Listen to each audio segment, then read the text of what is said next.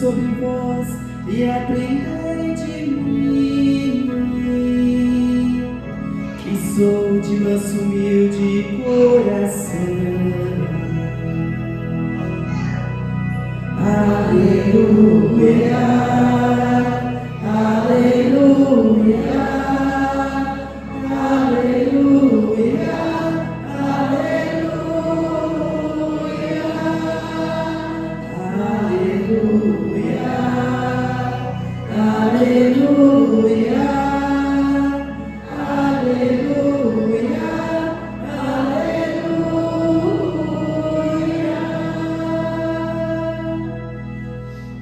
O Senhor esteja convosco. Ele está no meio de nós. Proclamação do Evangelho de Jesus Cristo segundo São Lucas. Glória a vós, Senhor. Aconteceu que no dia de sábado, Jesus foi comer na casa de um dos chefes dos fariseus. E eles o observavam. Jesus notou como os convidados escolhiam os primeiros lugares. Então contou-lhes uma parábola. Quando tu fores convidado para uma festa de casamento, não ocupes o primeiro lugar. Pode ser que tenha sido convidado alguém mais importante do que tu. E o dono da casa, que convidou os dois, venha te dizer: dá-me o lugar a ele. Então tu ficarás envergonhado e irás ocupar o último lugar. Mas quando tu fores convidado, vai sentar-te no último lugar. Assim, quando chegar quem te convidou, te dirá: amigo, vem mais para cima. E isto vai ser uma honra para ti diante de todos os convidados. Porque quem se eleva será humilhado, e quem se humilha será elevado. E disse também a quem o tinha convidado: quando tu deres um almoço ou um jantar, não convides teus amigos, nem teus irmãos, nem teus parentes, nem teus vizinhos ricos, pois estes poderiam também convidar-te, e isto já seria a tua recompensa. Pelo contrário, quando deres uma festa, convida os pobres, os aleijados, os coxos, os cegos. Então tu serás feliz, porque eles não te podem retribuir. Tu receberás a recompensa na ressurreição dos justos. Palavra da salvação. Glória a vós, Senhor.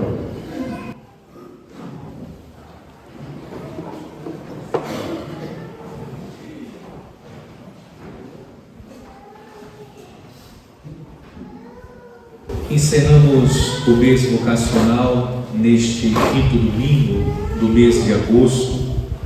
Hoje não fazemos menção de uma vocação específica, como fizemos nos outros domingos. Portanto, neste domingo, ainda no mês das vocações, dirigimos fervorosas orações a Deus, pedindo ao Senhor da Messe, pastor do rebanho, que envie santas e novas vocações, pois a messe é grande, mas poucos são os trabalhadores.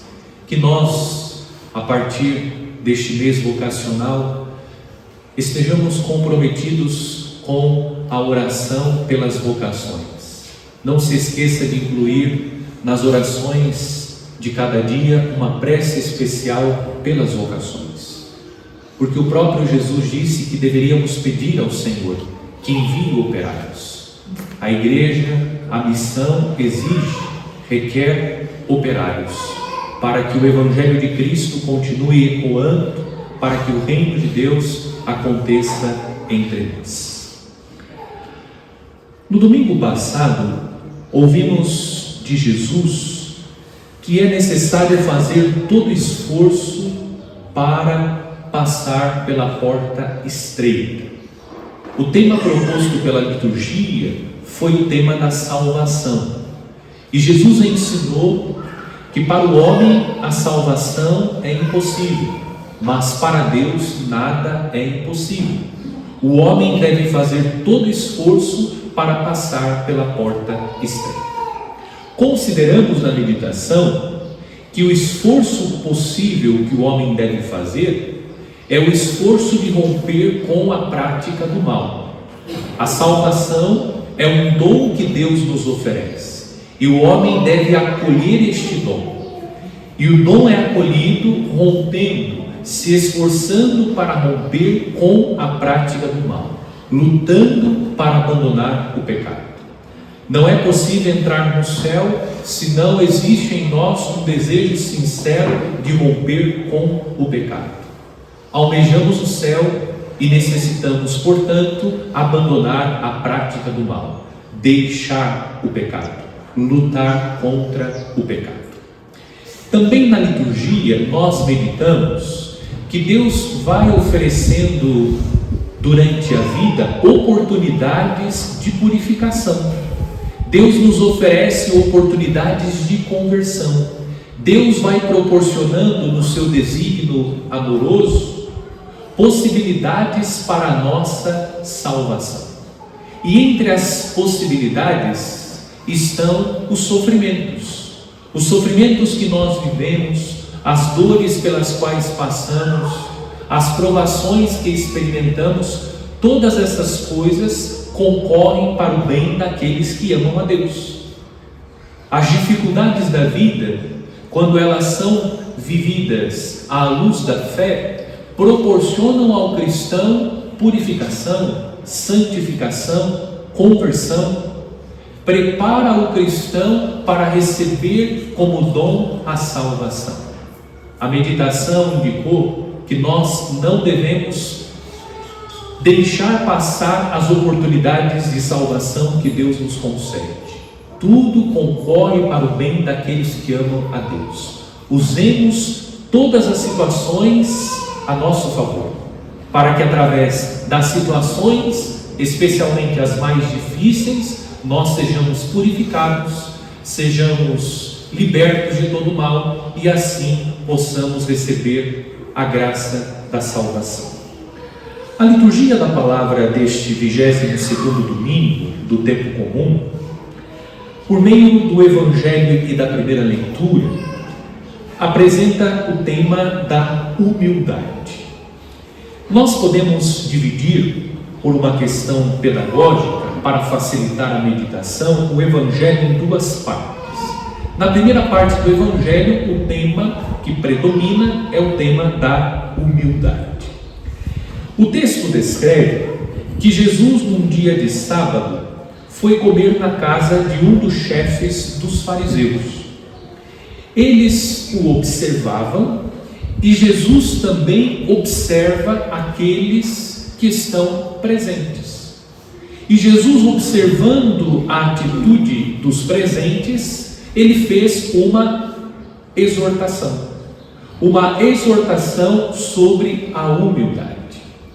Um primeiro ensinamento que nós recolhemos do texto é a partir da atitude de Jesus. Jesus está observando o comportamento das pessoas que participam do banquete. A observação que Jesus faz do comportamento das pessoas não é uma observação que visa identificar o pecado, o erro, a contradição e a hipocrisia do outro para expor o outro. Jesus não está fazendo a observação para depois fazer fofoca. Jesus não está observando o comportamento das pessoas para depois agir com maledicência, falando mal das pessoas, criticando as pessoas. A observação de Jesus é própria do grande comunicador que é Cristo. Mais do que comunicador, Jesus é Deus, Jesus é o Filho de Deus que veio para anunciar a boa nova. Observando a atitude dos homens que participam do banquete, Jesus identifica algo que precisa ser iluminado pelo Evangelho. Nós aprendemos com Jesus que o cristão é alguém que está conectado à realidade. O cristão não é alguém que está alienado à realidade. O cristão é alguém que vive com os pés no chão, mas com o coração no alto. Na oração eucarística, corações ao alto. O nosso coração está em Deus. O nosso coração está em Deus, mas os nossos pés estão neste mundo. E estando nesse mundo, o cristão observa o mundo para iluminar o mundo com o Evangelho de Cristo. Nós devemos observar o comportamento, a atitude das pessoas, devemos observar aquilo que está acontecendo para iluminar com o Evangelho de Cristo, para levar a boa nova de Jesus de tal maneira que a boa nova de Cristo ilumine, dissipando do meio de nós a presença das trevas. Observar para iluminar, observar para levar o Evangelho de Cristo, observar para levar a palavra de Cristo, que transforma, que faz nova todas as coisas. Este é o primeiro ensinamento que nós recebemos do Evangelho. Você pode analisar as coisas? Você pode analisar o comportamento das pessoas? Pode.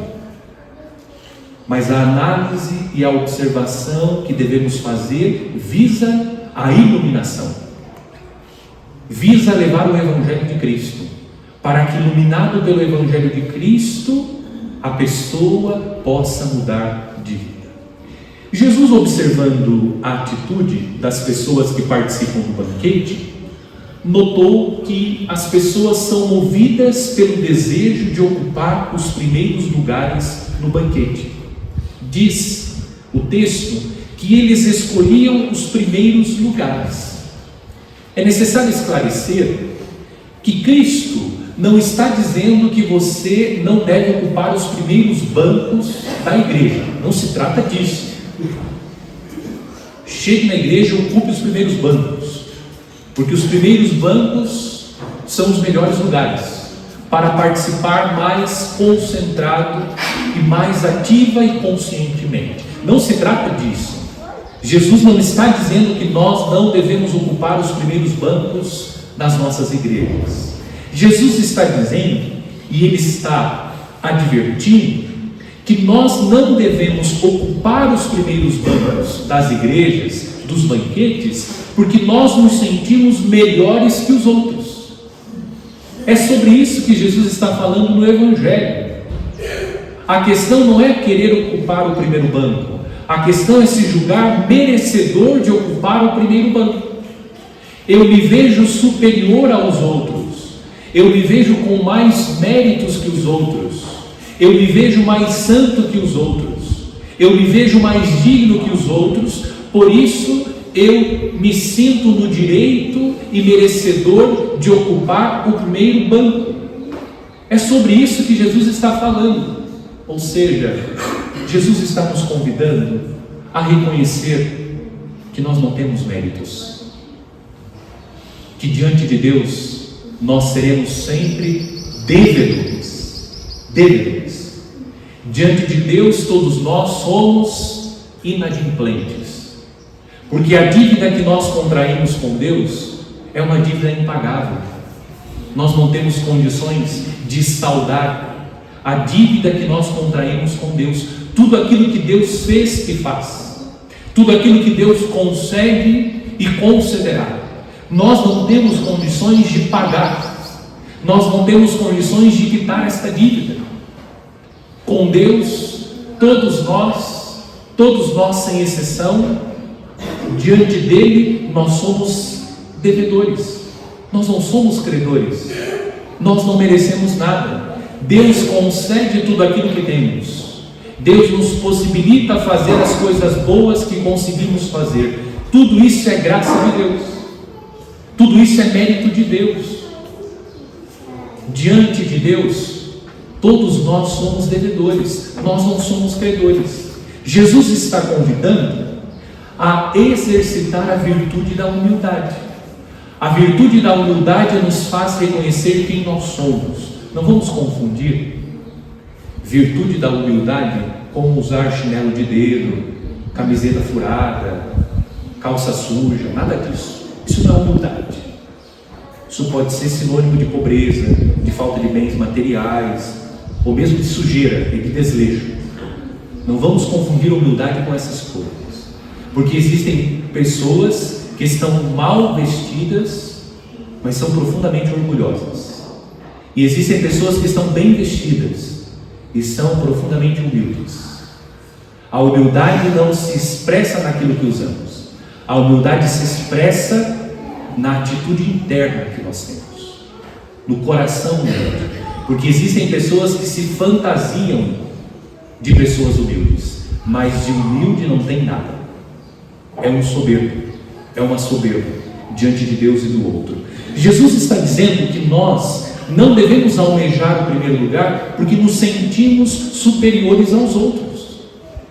O soberbo é aquele que se vê acima do outro, melhor que o outro, e porque se vê acima e melhor que o outro, se sente no direito de oprimir o outro, de rechaçar o outro, de ridicularizar o outro, de condenar e julgar o outro.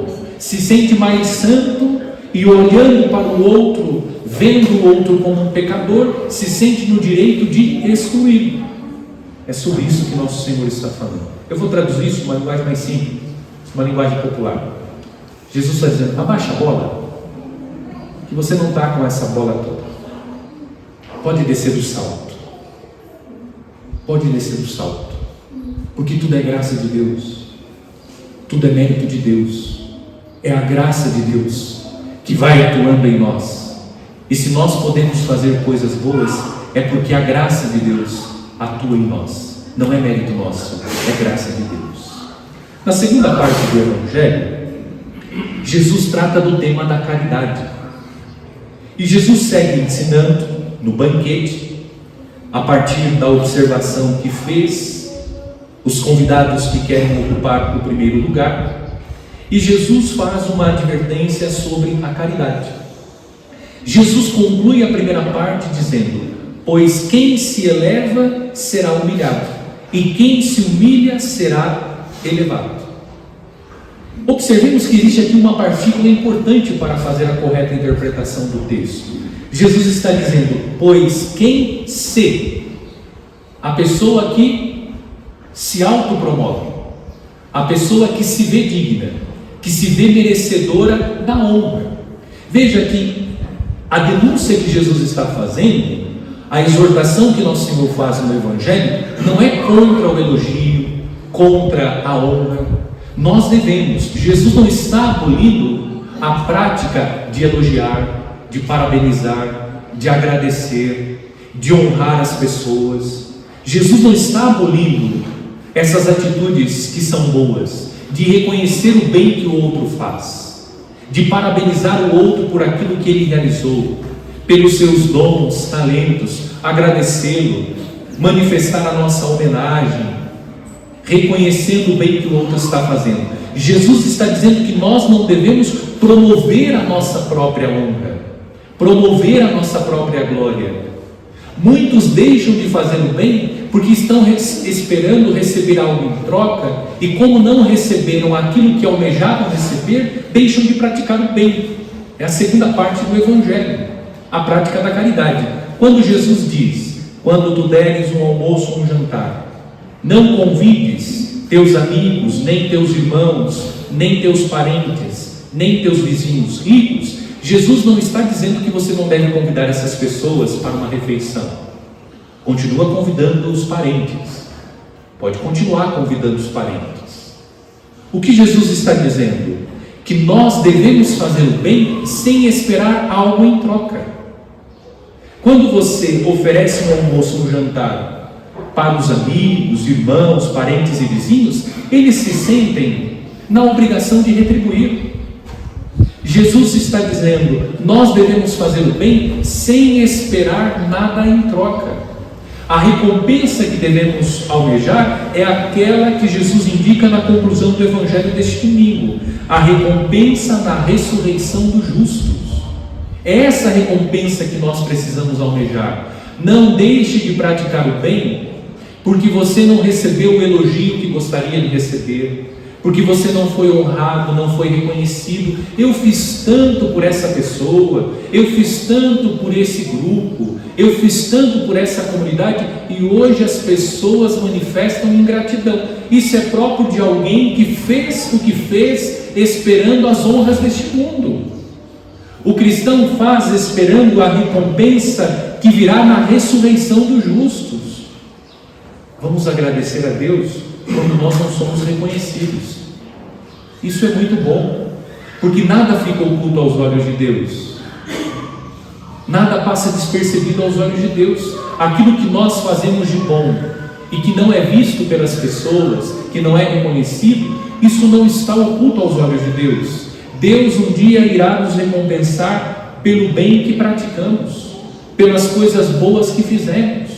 Quantos vivem mal-humorados? Quantos vivem revoltados com a vida, revoltados com os outros, magoados com as pessoas porque não receberam o elogio que gostariam de receber, o aplauso e reconhecimento que gostariam de receber? Quantas esposas ficam profundamente magoadas e chateadas com o marido porque ele não fez o elogio que ela gostaria? Eu vou voltar àquilo que eu disse.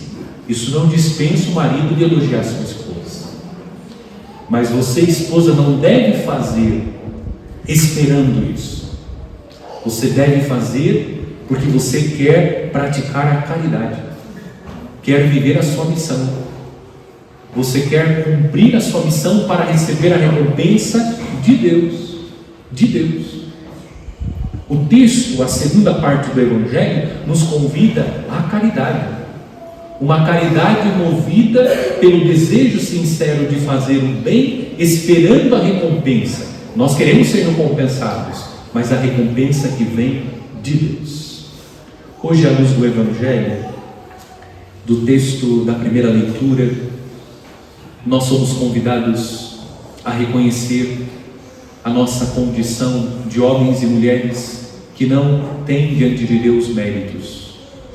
Tudo aquilo que nós podemos, tudo aquilo que nós possuímos é fruto da graça de Deus.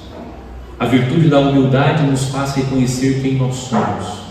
Nós seríamos mais felizes quando nós tomássemos consciência de quem realmente nós somos. Não como alguém que fica depreciando a si mesmo, não se trata disso.